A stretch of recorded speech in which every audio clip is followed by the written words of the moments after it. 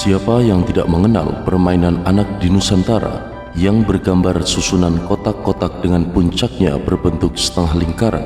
Ya, itu adalah permainan yang biasanya dimainkan oleh anak perempuan, namun kadang juga ada anak laki-laki. Adapun gambar yang dibentuk di atas tanah biasanya dengan berbentuk persegi empat yang dinamakan rumah dengan formasi 8 ditambah gunungan di bagian ujung. Di Betawi, permainan ini disebut engklek. Dinamakan engklek karena dalam permainan ini setiap pemain harus melakukan engklek atau berjingkat dengan satu kaki untuk melewati 7 bagian rumah dan mencapai puncaknya pada tangga ke-8 di atas lingkaran gunung.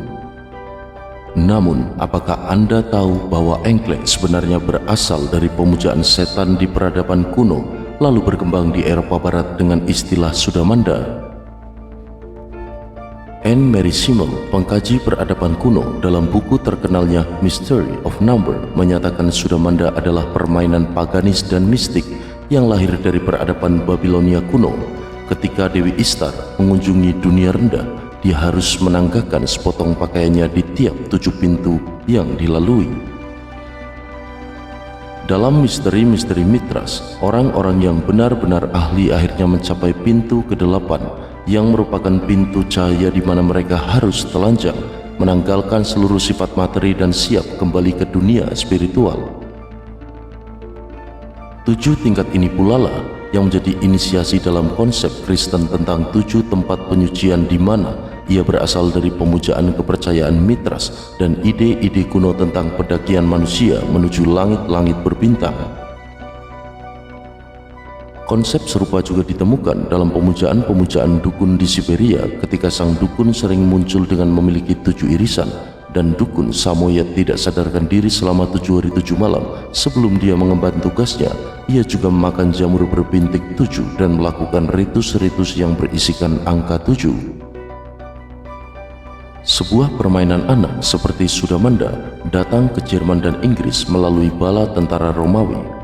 Dalam permainan ini, seorang anak melompat melewati gambar seperti tangga di atas tanah dan tangga terakhir di kota ke-8 disebut surga atau neraka. Lalu siapakah Dewi Ishtar? Ishtar dalam konteks Babilonia kuno adalah dewi kesuburan, cinta, perang, dan hubungan seksual. Dalam susunan masyarakat dewa Babilonia, ia adalah dewi perwujudan planet Venus. Penyembahan kepada Ishtar erat kaitannya dengan kesuburan. Selain kesuburan dalam konteks seksual, juga kesuburan dalam konteks bercocok tanam. Ketika lamanya siang dan lamanya malam dalam satu hari mulai sama, penduduk Mesopotamia memahami bahwa ini adalah tanda berakhirnya musim dingin dan awal musim panas. Musim ini disebut dengan musim semi. Ini merupakan tanda dimulainya waktu untuk bertani. Adalah suatu tradisi dalam masyarakat paganisme di daerah Mesopotamia untuk menyembah menghadap ke timur, tempat matahari terbit, untuk penyembahan kepada dewa matahari yaitu Baal, dan juga menyembah kepada Ishtar untuk kesuburan tanah dan juga untuk kesuburan dalam praktek-praktek seksual. Penyembahan kepada Ishtar ini juga erat kaitannya dengan orgi. Bagi peradaban kuno, bumi digambarkan betina sedangkan matahari adalah pejantannya, dan Ishtar adalah perlambang Dewi Bumi yang tertinggi kedudukannya. Di seluruh Asia Barat, Bunda yang agung dipuja dengan berbagai nama. Bahkan ketika bangsa Yunani menduduki Asia Kecil, ada suatu ciri kuil tertentu untuk memuliakannya.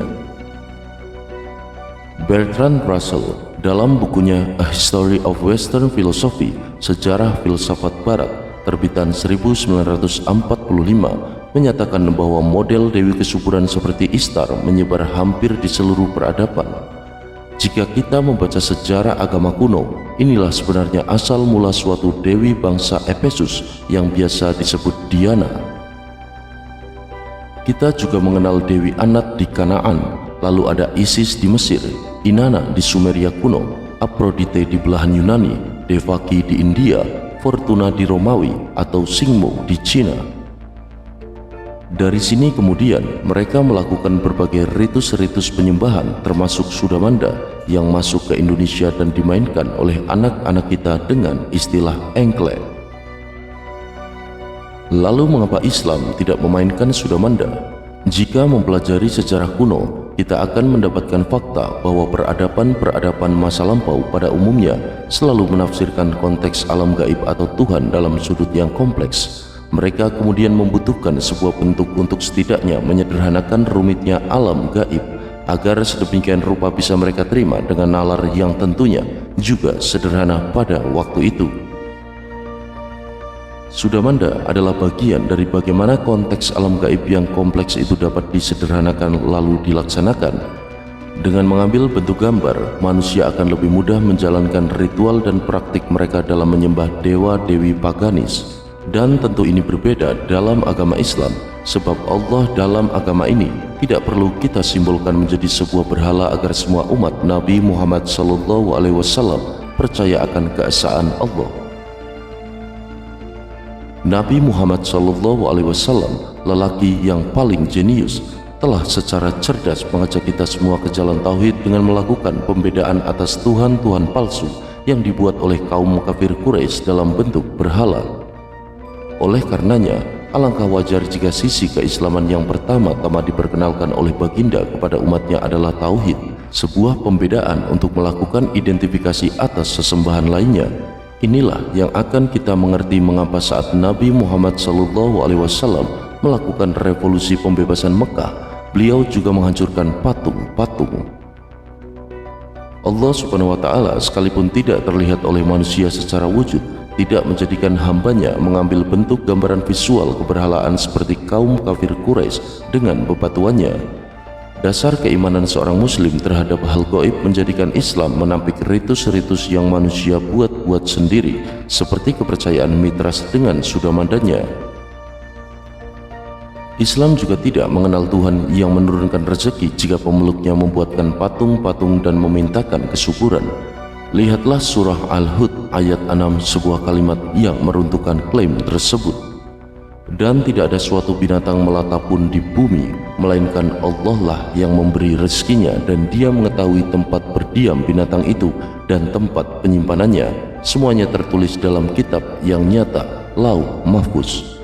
Quran Surat Hud ayat 6.